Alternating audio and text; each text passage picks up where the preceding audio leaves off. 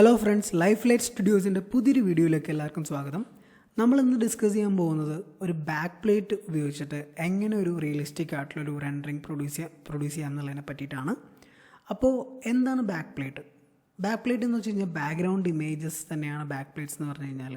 അപ്പോൾ ഈ back plates നിങ്ങൾക്ക് ഏതൊരു സ്റ്റില്ലും എടുത്തിട്ട് അല്ലെങ്കിൽ ഏതൊരു ഫോട്ടോ എടുത്തിട്ട് നിങ്ങൾക്ക് ബാക്ക് പ്ലേറ്റ് ആക്കി മാറ്റാൻ പറ്റും. പക്ഷേ നല്ല റെസൊല്യൂഷൻ, മിനിമം ഒരു 4K ക്വാളിറ്റി എങ്കിലും ഉള്ള ഒരു ബാക്ക് പ്ലേറ്റ് ആയിരിക്കണം നിങ്ങൾ റെൻഡറിങ്ങിന് വേണ്ടിയിട്ട് യൂസ് ചെയ്യേണ്ടത്. അപ്പോൾ മെയിൻലി ഈ ബാക്ക് പ്ലേറ്റ്സ് HDRI മാപ്സിനോടൊപ്പം അവൈലബിൾ ആയിട്ടുള്ള ബാക്ക് പ്ലേറ്റ്സ് ഉണ്ട്. എന്ന് വെച്ച് കഴിഞ്ഞാൽ ഇപ്പോൾ നമ്മളൊരു HDRI മാപ്പ് എടുക്കുകയാണ്.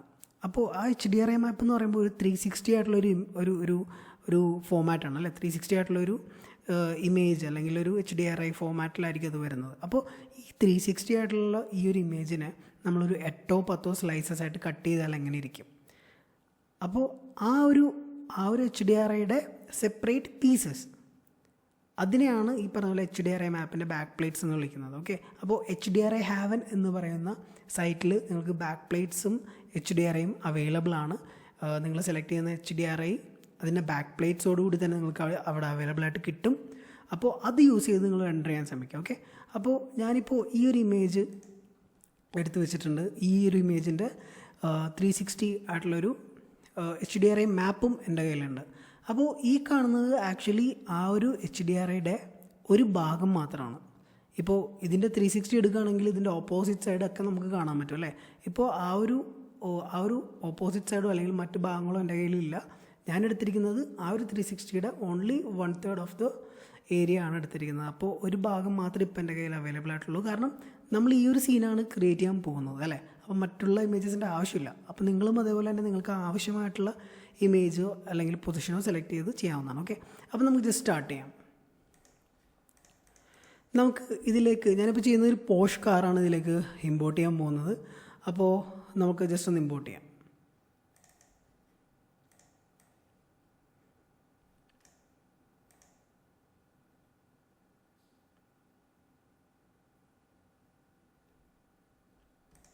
നമ്മളുടെ കാർ ഇവിടെ ഇമ്പോർട്ട് ആയിട്ടുണ്ട്.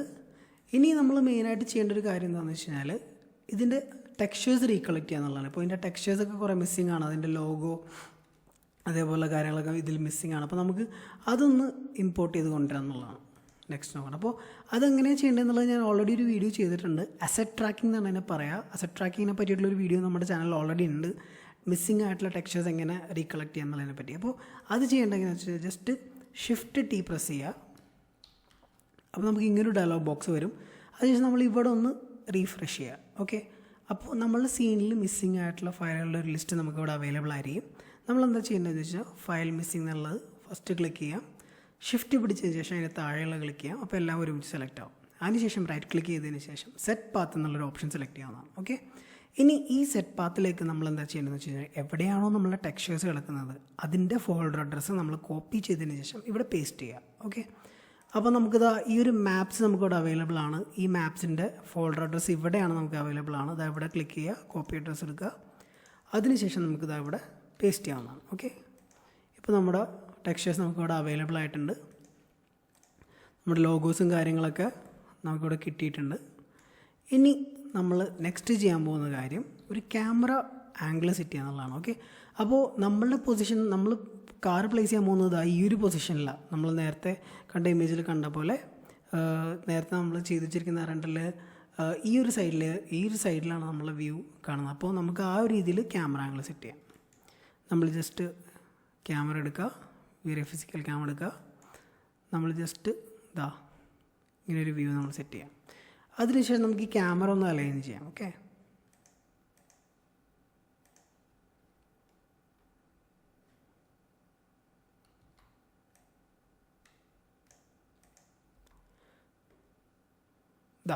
ഇപ്പോൾ നമ്മുടെ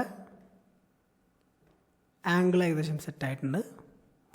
ഇനി നമ്മൾ എന്താ ചെയ്യേണ്ടതെന്ന് വെച്ച് കഴിഞ്ഞാൽ നമ്മൾ ജസ്റ്റ് ആ ബാക്ക് പ്ലേറ്റിലേക്ക് ഇമ്പോർട്ട് ചെയ്യുക എന്നുള്ളതാണ് നമ്മുടെ നെക്സ്റ്റ് സ്റ്റെപ്പ്. അപ്പോൾ നമ്മൾ ജസ്റ്റ് മെറ്റീരിയൽ എഡിറ്ററിലേക്ക് പോവുക, റൈറ്റ് ക്ലിക്ക് ചെയ്യുക, മാപ്സിൽ പോവുക, VRAY ബിറ്റ് മാപ്പ് എടുക്കുക. അതിനുശേഷം നമ്മൾ നേരത്തെ എടുത്ത് വെച്ചിരിക്കുന്ന ആ ബാക്ക് പ്ലേറ്റ് നമ്മളിതിലേക്ക് ഇമ്പോർട്ട് ചെയ്ത് കൊണ്ടുവരിക എന്നുള്ളതാണ്. നമ്മൾ ഇമ്പോർട്ട് ചെയ്തു. അതിനുശേഷം മെയിനായിട്ട് ശ്രദ്ധിക്കേണ്ട മറ്റൊരു കാര്യം ഇവിടെ ഈ എൻവയോൺമെൻറ്റിൽ സ്ക്രീൻ എന്ന് പറയുന്ന ഓപ്ഷനാണോ കിടക്കുന്നത് എന്നുള്ളത് ഒന്ന് ചെക്ക് ചെയ്യുക. നമുക്ക് അതിനുശേഷം ഒരു പേര് കൊടുക്കാം, ജസ്റ്റ് ബാക്ക് പ്ലേറ്റ് എന്ന് കൊടുക്കാം. ഓക്കെ, ഇനി നമ്മൾ എന്താ ചെയ്യേണ്ടതെന്ന് വെച്ച് കഴിഞ്ഞാൽ നമ്മളുടെ എൻവയോൺമെൻറ്റ് മാപ്പിലേക്ക് നമുക്ക് ആ ഒരു ഇമേജ് ഇമ്പോർട്ട് ചെയ്യണം. അപ്പോൾ ഞാൻ ഓൾറെഡി ഇവിടെ ഇമ്പോർട്ട് ചെയ്ത് വെച്ചിട്ടുണ്ട്. ജസ്റ്റ് ക്ലിയർ ചെയ്ത് ഒന്നും കൂടി കാണിച്ചു തരാം. ഇവിടെ നിങ്ങളെടുക്കുമ്പോൾ ഇവിടെ ഒന്നും ഉണ്ടാവില്ല, രണ്ടായിരിക്കും കിടക്കുന്നത്. അപ്പോൾ നമ്മൾ നേരത്തെ എടുത്ത് വെച്ചിരുന്ന ബാക്ക് പ്ലേറ്റ് ജസ്റ്റ് ഡ്രാഗ് ചെയ്തതിന് ശേഷം നമ്മളിതിൽ ഇൻസ്റ്റൻസ് ചെയ്യാം. ഓക്കെ, ഇനി നെക്സ്റ്റ് സ്റ്റെപ്പ് എന്താണെന്ന് വെച്ച് കഴിഞ്ഞാൽ നമ്മുടെ ക്യാമറ ആംഗിൾ ഏത് വ്യൂ പോർട്ടിലാണെന്ന് വെച്ച് കഴിഞ്ഞാൽ അത് സെലക്ട് ചെയ്യുക. ഈ കാണുന്ന പ്ലസ് സൈനിൽ ക്ലിക്ക് ചെയ്തതിന് ശേഷം താഴെ വന്ന് കോൺഫിഗർ വ്യൂ പോർട്ട്സ് എന്ന് പറയുന്ന ഓപ്ഷൻ ക്ലിക്ക് ചെയ്യുക. അതിലിവിടെ താഴെ യൂസ് ഫയൽസ് എന്ന് പറയുന്ന ഓപ്ഷൻ ഉണ്ടാവും, അത് ക്ലിക്ക് ചെയ്യുക. അതിനുശേഷം അവിടെ ഫയൽ സെലക്ട് ചെയ്യാനുള്ള ഓപ്ഷൻ ഉണ്ട്. ഫയൽസിൽ പോവുക, നമ്മുടെ ബാക്ക് പ്ലേറ്റ് ഇമേജ് ഏതാണോ അത് സെലക്ട് ചെയ്ത് കൊടുക്കുക. അപ്ലൈ ടു ആക്റ്റീവ് വ്യൂ എന്ന് പറയുന്ന ഓപ്ഷൻ ക്ലിക്ക് ചെയ്ത് കൊടുക്കുക. ഇപ്പോൾ നമ്മുടെ ആ ഒരു ബാക്ക് പ്ലേറ്റ് ഇവിടെ വന്നിട്ടുണ്ട്. ഓക്കെ, ഇതേപോലെ നിങ്ങൾ ഏത് ഇമേജ് ഇമ്പോർട്ട് ചെയ്ത് കഴിഞ്ഞാലും അതിവിടെ ക്ലീൻ ആയിട്ട് വരും.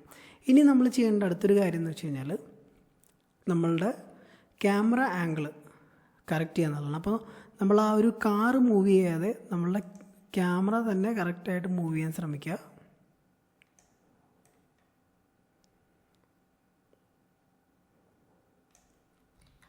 കറക്റ്റായിട്ട് നമ്മൾ പൊസിഷൻ ചെയ്യുക.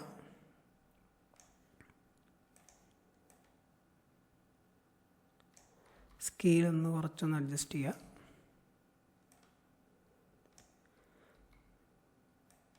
കുറച്ചൊന്ന് റൊട്ടേറ്റ് ചെയ്യുക. മെയിനായിട്ട് ചെയ്യേണ്ട അലൈൻമെൻറ്റ് കറക്റ്റാണോ എന്ന് നോക്കുക. നമ്മുടെ കാറിൻ്റെ പൊസിഷൻ കറക്റ്റാണോ, ഏത് രീതിയിലാണ് നമ്മൾ കാറ് പ്ലേസ് ചെയ്യേണ്ടത്. ഇപ്പോൾ നിങ്ങൾക്ക് ചരിച്ച് വേണമെങ്കിൽ ചരിച്ച് ചെയ്യാം. പക്ഷേ എങ്ങനെ ചെയ്യുമ്പോഴും നമ്മളുടെ ബാക്ക്ഗ്രൗണ്ട് ഇമേജായിട്ട് അലൈൻമെൻറ്റ് കറക്റ്റാണോ എന്ന് നോക്കിയിട്ട് വേണം നമ്മൾ ചെയ്യാനായിട്ട്. ഓക്കെ, ഞാൻ കുറച്ചുകൂടി ബാക്കിലേക്ക് വെക്കുകയാണ് ഈ കാറ്. കുറച്ചുകൂടി സ്കെയിലൊന്ന് റെഡ്യൂസ് ചെയ്യുകയാണ് ജസ്റ്റ്. ഓക്കെ, ഇപ്പോൾ ഏകദേശം ഞാൻ അലൈൻ ചെയ്ത് വെച്ചിട്ടുണ്ട് നമ്മുടെ കാറ്. ഓക്കെ, ഇനി നമ്മൾ ചെയ്യാൻ പോകുന്ന നെക്സ്റ്റ് സ്റ്റെപ്പ് എന്ന് വെച്ച് കഴിഞ്ഞാൽ നമ്മളൊരു HDRI മാപ്പ് ഇതിലേക്ക് ഇമ്പോർട്ട് ചെയ്യാൻ പോവാണ്. അപ്പോൾ വേറെ HDRI മാപ്പല്ല നമ്മൾ ചെയ്യുന്നത്, നമ്മൾ നേരത്തെ എടുത്ത് വെച്ചിരിക്കുന്ന സെയിം HDRI മാപ്പ്, അതായത് ഈ ബാക്ക് പ്ലേറ്റിൻ്റെ HDRI മാപ്പാണ് ഇമ്പോർട്ട് ചെയ്യാൻ പോകുന്നത്. അപ്പോൾ മെറ്റീരിയൽ എഡിറ്റർ ഓപ്പൺ ചെയ്യുക, അതിനുശേഷം റൈറ്റ് ക്ലിക്ക് ചെയ്യുക, മാപ്സിൽ പോവുക, VRAY എടുക്കുക, VRAY ബിറ്റ് മാപ്പ് എടുക്കുക.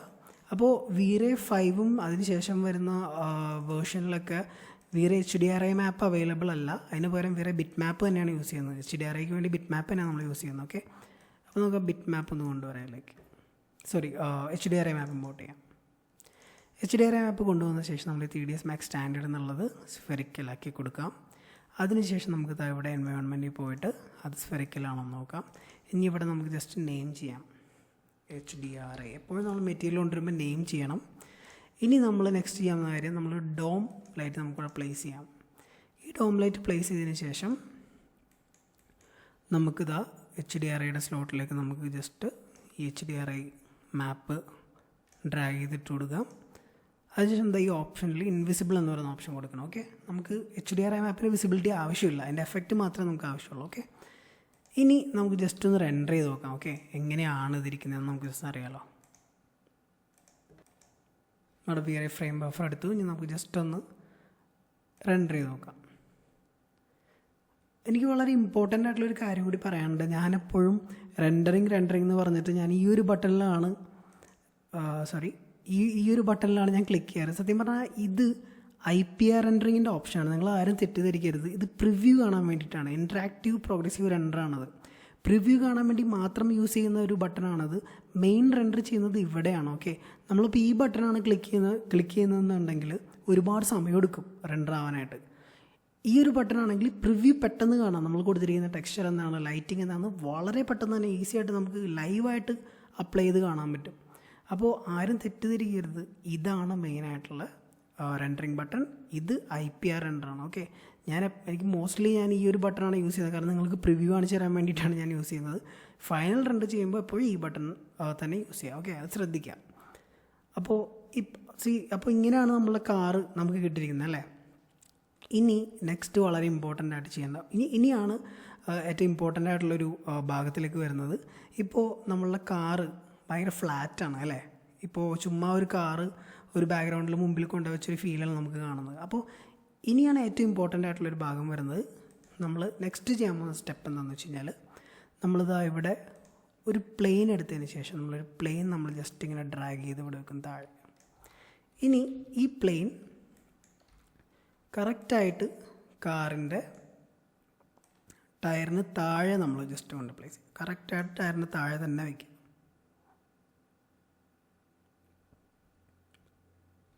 അതിനുശേഷം നമ്മൾ ക്യാമറ ആംഗിളിലേക്ക് പോവാം. ഓക്കെ, ഇനി ഈ പ്ലെയിൻ ജസ്റ്റ് ഒന്ന് പൊസിഷൻ ചെയ്യുക, കാറിൻ്റെ സെൻറ്ററിലാക്കി വെക്കുക. അതിനുശേഷം നമ്മൾ ജസ്റ്റ് ഈ പ്ലെയിൻ സെലക്ട് ചെയ്തതിന് ശേഷം റൈറ്റ് ക്ലിക്ക് ചെയ്യുക. ഇവിടെ VRAY പ്രോപ്പർട്ടീസ് എന്നുള്ളൊരു ഓപ്ഷൻ നിങ്ങൾക്ക് കാണാൻ പറ്റും. അത് ക്ലിക്ക് ചെയ്തതിന് ശേഷം നിങ്ങൾ ഇവിടെ കുറച്ച് ഓപ്ഷൻസിൽ ചേഞ്ച് ചെയ്യാനുണ്ട്. അപ്പോൾ ആദ്യം കാണുന്ന ഈ ഓപ്ഷൻ മാറ്റ് പ്രോപ്പർട്ടീസ് എന്ന് പറയുന്ന ഓപ്ഷൻ, ഈ മാറ്റ് ഒബ്ജക്റ്റ് എന്ന് പറയുന്ന ഓപ്ഷൻ ഓൺ ചെയ്യുക. Next matte for reflection and refraction എന്നുള്ളത് ഓൺ ചെയ്യുക. നെക്സ്റ്റ് ഷാഡോ എന്നുള്ളൊരു ഓപ്ഷൻ നിങ്ങൾ ഓപ്പൺ ചെയ്യുക. ഈ എഫക്റ്റ് ആൽഫ എന്നുള്ളത് നിങ്ങൾ ടേൺ ഓൺ ചെയ്യുക. അതിനുശേഷം ഒരു ഓപ്ഷൻ നിങ്ങൾ ടേൺ ഓഫ് ചെയ്യണം. അത് ഇതാണ് റിസീവ് GI എന്ന് പറയുന്ന ഒരു ഓപ്ഷൻ ടേൺ ഓഫ് ചെയ്യുക. അതിനുശേഷം നിങ്ങൾ ജസ്റ്റ് ഇത് ക്ലോസ് ചെയ്യുക. ഇനി നമുക്കൊന്ന് റെൻഡർ ചെയ്ത് നോക്കാം. അപ്പോൾ ഇതാണ് നമ്മൾ പ്രീവിയസ് എടുത്ത് വെച്ച റെൻഡർ അല്ലേ. ഇനി റെൻഡർ ചെയ്യുമ്പോൾ നിങ്ങൾക്കൊരു വ്യത്യാസം കാണാൻ പറ്റും.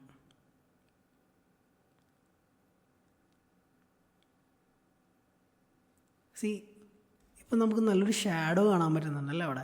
ഇപ്പോൾ ഈ ഒരു ഇമേജായിട്ട് ആ കാണുന്ന ബാക്ക്ഗ്രൗണ്ട് ഇമേജും മുമ്പിലേക്ക് 3D ഒബ്ജക്റ്റും തമ്മിൽ മാച്ചായി. എന്തുകൊണ്ടാണെന്ന് വെച്ചാൽ നമുക്ക് നല്ലൊരു ഷാഡോ, ഒരു കോണ്ടാക്ട് ഷാഡോ നമുക്കിവിടെ കിട്ടുന്നുണ്ടല്ലേ. അപ്പോൾ ഇതാണ് മോസ്റ്റ്ലി വളരെ ഇമ്പോർട്ടൻ്റ് ആയിട്ടുള്ളൊരു മെത്തേഡ്. നിങ്ങൾ അത് ട്രൈ ചെയ്യുക. പിന്നീട് ചെയ്യേണ്ട, ഇത് കംപ്ലീറ്റ് ആയിട്ടുള്ള പിന്നെ ചെയ്യേണ്ട ഒരു കാര്യം എന്താണെന്ന് വെച്ച് കഴിഞ്ഞാൽ, നമ്മൾ നമ്മുടെ മെറ്റീരിയൽ എഡിറ്റർ എടുക്കുക. അതിനുശേഷം നമ്മുടെ HDRI മാപ്പിൽ പോവുക. നമ്മുടെ HDRI മാപ്പ് എടുത്തതിന് ശേഷം ഏതാണോ ആപ്റ്റായിട്ടുള്ള ഏത് കളറാണ് എന്ന് നോക്കിയതിന് ശേഷം, കളറല്ല, ആപ്റ്റായിട്ടുള്ള ഏത് പൊസിഷനാണെന്ന് നോക്കുക HDRIയുടെ. ഇപ്പോൾ ലൈറ്റിങ് നിങ്ങൾക്ക് ഇത് റൊട്ടേറ്റ് ചെയ്ത് നമുക്ക് ജസ്റ്റ് നോക്കാം. നമുക്കൊരു 20 കൊടുക്കാം. ഓക്കെ, ലൈറ്റിൻ്റെ പൊസിഷൻ ഓട്ടോമാറ്റിക്കായിട്ട് ചേഞ്ച് ആവും അവിടെ.